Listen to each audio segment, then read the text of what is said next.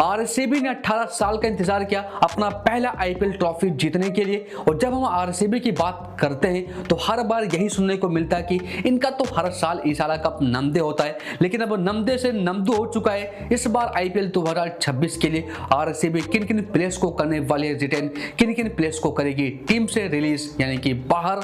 जब हम आरसीबी की बात करते हैं तो काफी ज्यादा प्लेयर्स की बात होती है, लेकिन इस बार भूलना मत ये टीम डिफेंडिंग चैंपियन है तो ज्यादा बदलाव करने की जरूरत नहीं है। लेकिन फिर भी वो कौन कौन से प्लेयर्स होंगे जो आरसीबी टीम से होंगे रिलीज, इस पर डिस्कस करेंगे। साथ ही साथ गुजरात टाइटंस पर भी बात करेंगे जिस टीम के लीडर थे, कप्तान थे एक युवा कैप्टन सुमन गिल, अब तो खेल टीम इंडिया के भी कप्तान बन चुके हैं। इनके टॉप 3 ने अपने दम पर टीम को प्लेऑफ्स में पहुंचाया था, लेकिन ये टीम प्लेऑफ में मुंबई इंडियंस से हारकर बाहर हो गई थी। क्या ये टीम अब राशिद खान, राहुल तेवतिया, कागिसो रबादा जैसे बड़े प्लेयर्स को रिलीज करेगी? क्या इनका वक्त आ चुका है?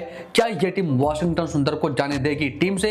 ये कुछ बड़े सवाल है, एनालिसिस करेंगे इस वीडियो में। रॉयल चैलेंजर्स बेंगलुरु और गुजरात टाइटंस के पॉसिबल रिलीज प्लेयर लिस्ट के बारे में बात करेंगे। तो चलिए सबसे पहले बात करते हैं रॉयल चैलेंजर्स बेंगलुरु की। पहला नाम लियाम लिविंगस्टन का, जिसलिए लाया गया था वो कर नहीं पाए और 8.75 करोड़ के प्लेयर से इससे ज्यादा परफॉर्मेंस चाहिए थी। ऐसा नहीं है कि आरसीबी की टीम ने इन्हें मौका नहीं दिया, मौके मिले खुद को साबित करने के लिए, लेकिन एक आधी मैच को छोड़ दिया जाए तो ये उस पर खड़े नहीं उतर पाए। और वैसे भी आपकी टीम में Phil Short, Tim David, Romario Shepherd, क्या शानदार सीजन गया था इस प्लेयर का, किसी को उम्मीद नहीं थी, लेकिन गजब का परफॉर्मेंस दिया था। एंड देन जोश हेजलवुड, तो वैसे भी लियाम लिविंगस्टन की जगह बचती नहीं है इस टीम में, और 8 से 9 करोड़ देना इस प्लेयर को जस्टिफाई नहीं करता है। जब आपकी परफॉर्मेंस भी ना हो तो चाहे तो ये टीम रिलीज कर सकती है, बट भूलना मत इस प्लेयर ने द 100 लीग में काफी कमाल का प्रदर्शन किया था। और अगर ये प्लेयर आईपीएल में चला तो आपके लिए सबसे बड़ा मैच विनर बन सकता है, तो इस उम्मीद से चाहे तो रिटेन कर सकते हैं। और अगर मान लो टिम डेविड या फिर रोमारियो सेफर्ड इंजर्ड हो जाते हैं तो फिर क्या, जोकोब बेथल जरूर रिटेन होंगे, लेकिन वो टॉप ऑर्डर के ज्यादा बेहतर प्लेयर हैं। अब कोई रिलीज हो या फिर ना हो, बट मयंक अग्रवाल और देवदत्त पड्डीकल दोनों को तो आप टीम में नहीं रख सकते। दैट्स व्हाई मयंक अग्रवाल को ये टीम रिलीज कर देगी, क्योंकि जाहिर सी बात है कि आप फर्स्ट प्रायोरिटी देवदत्त पड्डीकल को ही दोगे, जिनकी जगह पर मयंक अग्रवाल आए थे। और ऐसा नहीं है कि मयंक अग्रवाल ने खराब खेला था, मयंक अग्रवाल ने काफी अच्छा खेला था। वैसे परफॉर्मेंस तो श्रेयस शर्मा की भी नहीं आई थी जितना की उम्मीद था। श्रेयस शर्मा ने 14 मैच में सिर्फ 8 विकेट और 8 से ज्यादा की इकोनॉमी रेट से ये पिटे थे, और इनसे कहीं बेहतर तो कुणाल पांड्या ने स्पिन गेंदबाजी की थी, साथ ही साथ उन्होंने शानदार बल्लेबाजी भी की थी। बट श्रेयस शर्मा काफी बेहतर स्पिनर है और इनकी ऐसी भी कोई गेंदबाजी नहीं थी जिससे आप मैच हारे हो, तो डेफिनेटली ये टीम श्रेयस शर्मा को रिटेन करेगी। और इनसे बेहतर ऑप्शन आपको मिनी ऑक्शन में मिलेगा भी नहीं, स्पेशली इस कम प्राइस में। इसके बाद लुंगी निगड़ी तो आप डेफिनेटली टीम से रिलीज ही कर दो, क्योंकि आपके टीम में जोश हेजलवुड है और इनके बैकअप के लिए टीम में दो गेंदबाज हैं, एक है लुंगी निगड़ी और एक है नुआन तुषारा। और जब T20 फॉर्मेट की बात होती है तो नुआन तुषारा कहीं ज्यादा बेहतर है लुंगी निगड़ी से, तो लुंगी निगड़ी को टीम में रखने का कोई सेंस बनता ही नहीं है। भले ही आप इन्हें सिर्फ 1 ही करोड़ रुपए दे रहे हो, बट यहाँ पर याश दयाल का केस पूरी तरह से अलग है। परफॉर्मेंस वाइज तो ये रिटेन होने ही चाहिए जिस तरह की इनकी परफॉर्मेंस सही थी, लेकिन फिलहाल इनके ऊपर 2 सीरियस केस लगे हुए हैं और ये मामला काफी गंभीर है। अगर क्लीन चिट मिलती है तो ठीक है, वरना फिर इनका आईपीएल खेलना भी मुश्किल हो जाएगा। और अगर इन्हें क्लीन चिट नहीं मिलती है तो फिर आपको मजबूरन राशिद दार सलाम को रिटर्न करना होगा, जिन्हें 6 करोड़ में आपने ऑक्शन से खरीद कर टीम में शामिल किया था।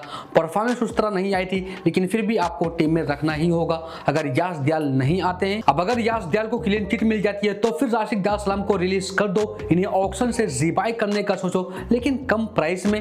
इसके अलावा टिम साइफर्ट और ब्लेसिंग मुजरबाने ये 2 विदेशी प्लेयर हैं जो टीम से रिलीज होंगे। आईपीएल के नए रूल के हिसाब से ये टेम्परेरी रिप्लेसमेंट आए थे, ये दोनों बाहर होंगे और जाएंगे आईपीएल ऑक्शन में। इसके अलावा कुछ डोमेस्टिक प्लेयर्स हैं जिन्हें आप चाहे तो टीम से रिलीज कर सकते हैं, बट वही बात है कि बिना प्रॉपर चांस दिए टीम से बाहर करना ये सही फैसला नहीं होगा। जब आप डिफेंडिंग चैंपियन हो तो आप टीम से ज्यादा प्लेयर्स रिलीज करना नहीं चाहोगे और मैनेजमेंट को डिसाइड करना होगा कि किस प्लेयर पर इन्वेस्ट करना है और किस प्लेयर पर नहीं। अब अगर गुजरात टाइटंस की बात करें, अब वीडियो में आगे बात करेंगे, बात करने के लिए काफी ज्यादा बातें हैं, लेकिन एक ऐप है जिसके बारे में आपको भी जानना चाहिए। ये लीगल ऐप रोज 5 बजे 5 लाख रुपए और PS5 दे रहा है फ्री में। मैंने इस ऐप से 20K विड्रॉ किए 500 डिपॉजिट करके और बहुत सारे लोग रोज पैसा बना रहे हैं। CoinDCX नाम के ऐप को डाउनलोड करो, उसमें एक Web3 करके सेक्शन आता है, वहां पे पावर पंच नाम का एक इवेंट चल रहा है मंडे से, जहां पर रोज शाम को 5 बजे 5 लाख तक का इनाम दे रहा है यूजर्स में। जीतने के लिए खाली एक बेट प्लेस करो, रोज खेलो, रोज जीतो। और ये ऐप पूरी तरह से लीगल है, 2 करोड़ लोग यूज करते हैं और इस ऐप को खुद गौतम गंभीर भी प्रमोट करते हैं। विनिंग को और इंक्रीज करने का सबसे सिंपल हैक है ऐप की हॉट राइट नाउ और राइजिंग कैटेगरी में पैसा डाल दो। मेरी पास्ट एनालिसिस के हिसाब से हॉट राइट नाउ की बेट 5-10x जाती है और पिछले कुछ बेट्स तो 70x भी गई है। इसमें रोज 5 बजे 500 रुपए डाल दो और 2 घंटा वेट करो, बेट्स अपनी बेच दो ताकि अगले दिन फ्री रिवॉर्ड मिले। बेट से पहले मेरा कोड यूज करो, बोनस मिल सकता है विनिंग पे और PS5 जीतने के चांस बढ़ेंगे। कोड डालो Web3 होम पेज के टॉप बैनर में। इस तरह रोज शाम को 5 बजे पैसा कमाओ और बेट प्लेस करने से पहले अपना साइन अप, KYC और फंड ऐड करके रखना, वरना बेट प्लेस नहीं होगी। और अगर जीते तो कमेंट करके जरूर बताना। अब आ जाते हैं गुजरात टाइटंस पर। तो गुजरात टाइटंस के कुछ बड़े नाम जिसमें राशिद खान भी हैं। राशिद खान का परफॉर्मेंस पहले जैसा नहीं रहा, पिछले 1 साल में इनकी परफॉर्मेंस में काफी गिरावट आई है, चाहे आप अफगानिस्तान की बात करें या फिर GT के लिए आप लास्ट ईयर ही देख लो। अब अगर राशिद खान को ये टीम रिलीज करती है तो काफी ज्यादा पर्स बैलेंस खाली होगा। इवन राहुल तेवतिया की बात करें तो राहुल तेवतिया को भी ये पिछले 2 साल में लगातार लगभग सभी मैचेस खिला रहे हैं, लेकिन शॉकिंग बात यह है कि पिछले 2 साल में इनसे एक भी ओवर की गेंदबाजी नहीं करवाई गई है। तो जब आप इन्हें एक प्रॉपर बैट्समैन के तौर पर खिला रहे हो तो क्यों ना इनकी जगह पर एक बल्लेबाज ही ले लो। तो चाहे तो आप राशिद खान, राहुल तेवतिया दोनों को रिलीज कर सकते हो, लेकिन रिलीज ये टीम करेगी नहीं। एक बार तेवतिया को रिलीज करने का सोच भी ले, बट राशिद खान का तो सोचेगी भी नहीं। ग्लेन फिलिप्स और दर्शन सनाका, इन दोनों को तो ये टीम रखेगी नहीं, इनमें से किसी एक का रिलीज होना तय है। ऐसे में ये टीम किसको रिलीज करेगी? आपकी टीम में 4 ही ओवरसीज मैक्सिमम खेल सकते हैं और वैसे भी ग्लेन फिलिप्स सरफेन रदरफोर्ड के बैकअप थे। स्टार्टिंग में शॉकिंग था, लेकिन रदरफोर्ड ने प्रूव किया था शानदार परफॉर्मेंस देकर। ग्लेन फिलिप्स बिना मैच खेले ही, बिना एक भी मुकाबला खेले ही इंजर्ड होकर पूरे IPL से बाहर हो गए थे और उनकी जगह पर टीम में आए थे एज ए रिप्लेसमेंट दर्शन सनाका। अब चाहो तो दोनों को रिलीज कर दो या दोनों को रिटेन, लेकिन इसका कोई सेंस बनता नहीं है। सही फैसला होगा किसी एक को रिटेन करने का। दर्शन सनाका की बात करें तो इस प्लेयर में दम है। इस खिलाड़ी ने श्रीलंका के लिए कई बार मुकाबले जिताए, लेकिन फिर वही बात आ जाती है कि IPL में अब तक ऐसा नहीं कर पाए। जहां तक बात रही ग्लेन फिलिप्स की, तो ये प्लेयर हीरा है, हीरा। ये खिलाड़ी बल्लेबाजी कर सकता है, ये खिलाड़ी विकेट कीपिंग कर सकता है, स्पिन गेंदबाजी कर सकता है। फील्डिंग का तो सभी को पता ही है कि अगर हम टॉप 10 फील्डर्स की बात करें तो करंट टाइम में इस खिलाड़ी का नाम जरूर होगा टॉप लिस्ट में। तो मेरे हिसाब से ग्लेन फिलिप्स को रिटर्न करना चाहिए। अगर रदरफोर्ड फ्लॉप भी होते हैं तो उनकी जगह पर इन्हें आप खिला सकते हो as a middle order batsman या फिर एज अ फिनिशर। जहां तक बात रही जयंत यादव की कि जयंत यादव को यह टीम रिलीज करेगी या फिर नहीं, तो जयंत यादव का तो पता नहीं, लेकिन वाशिंगटन सुंदर का पता है कि यह टीम वाशिंगटन सुंदर को कहीं जाने नहीं देगी।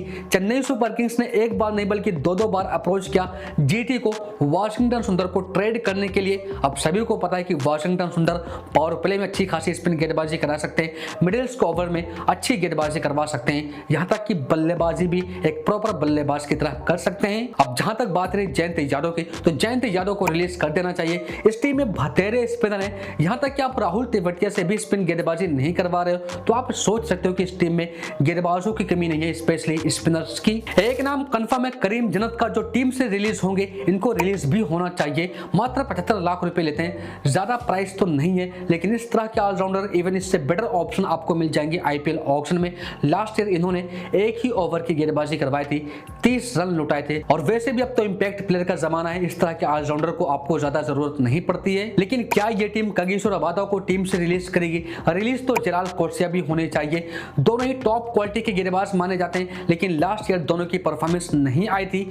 जेराल्ड कोर्सिया को तो आप रख भी सकते हैं, इनकी प्राइस इतनी ज्यादा है भी नहीं, लेकिन आपने रबादा को काफी ज्यादा पैसे दिए थे और इनकी इकोनॉमी रेट 11 से भी ज्यादा की रही थी कि पावर प्ले और डेथ ओवर के स्पेशलिस्ट गेंदबाज माने जाते हैं। इनकी परफॉर्मेंस उस तरह की नहीं थी। अब दोनों को तो नहीं, लेकिन कम से कम एक को रिलीज कर ही सकते हो जब आपके पास मोहम्मद सिराज, प्रसिद्ध कृष्णा जैसे इंडियन गेंदबाज टीम में मौजूद हों। लेकिन मुझे नहीं लगता कि ये टीम रबादा को रिलीज करेगी। और वैसे भी सेफ साइड ये है कि आप रबादा को रिलीज ना ही करो, क्योंकि अगर आप इन्हें रिलीज करते हो तो इससे बेटर ऑप्शन आपको मिनी ऑक्शन में मिलेगा या फिर नहीं, इसकी कोई गारंटी नहीं है। वैसे भी ये मिनी ऑक्शन में गेंदबाज आपको कम प्राइस में तो बिल्कुल भी नहीं मिलेंगे। तो सेफ साइड ये है कि मत ही रिलीज करो, वरना लेने के देने भी पड़ सकते हैं, क्योंकि आप सिर्फ मोहम्मद सिराज और प्रसिद्ध कृष्णा से काम नहीं चला सकते हैं। एक और स्पेशलिस्ट गेंदबाज आपको चाहिए ही चाहिए।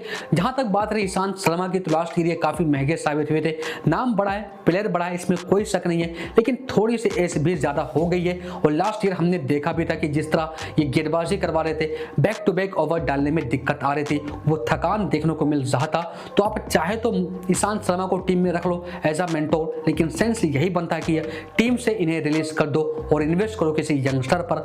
आपको जाने की जरूरत नहीं है, आपकी टीम में ही कई यंगस्टर गेंदबाज मौजूद हैं। अब रिलीज तो महिपाल लोमरर को भी कर देना चाहिए। लास्ट ईयर आईपीएल ऑक्शन से 1 करोड़ 70 लाख रुपए में खरीदकर टीम में शामिल किया था, लेकिन जब आप ट्रस्ट दिखा ही नहीं रहे हो, खिला ही नहीं रहे हो, तो इससे बेटर ऑप्शन है कि आप रिलीज ही कर दो और ऐसे प्लेयर को खरीदो जिन पर आपको ट्रस्ट हो। लास्ट ईयर राहुल तेवतिया को आपने एज अ प्योर बैट्समैन खिलाया, लेकिन महिपाल लोमरर को आपने चांस नहीं दिया। जब आप खिलाओगे ही नहीं तो पता कैसे चलेगा कि ये प्लेयर क्या कुछ नहीं कर सकता है। तो इस बार अगर टीम में रख रहे हो तो एटलीस्ट खिला लेना, वरना टीम से रिलीज कर दो, यही बेटर ऑप्शन आपके लिए है। अब कुछ यंगस्टर भी हैं जिन्हें टीम से रिलीज किया जा सकता है, जिसमें नाम कुमार पुसेगरा का है, गुरनूर सिंह बरार का है। इन्हें तो आपने 1 करोड़ 30 लाख रुपए में खरीद कर टीम में शामिल किया था, लेकिन फिर यहाँ पर भी वही बात आ जाती है कि पहले इन्वेस्ट किया, बिना खिलाए बिना जाने पर के टीम से रिलीज करना भी सही फैसला नहीं होगा। वैसे मैनेजमेंट को ही डिसाइड करना है कि किस प्लेयर पर इन्वेस्ट करना है और किस प्लेयर पर नहीं। तो ये रही हमारी एनालिसिस रॉयल चैलेंजर्स बेंगलुरु और गुजरात टाइटंस के probable possible release player list पर।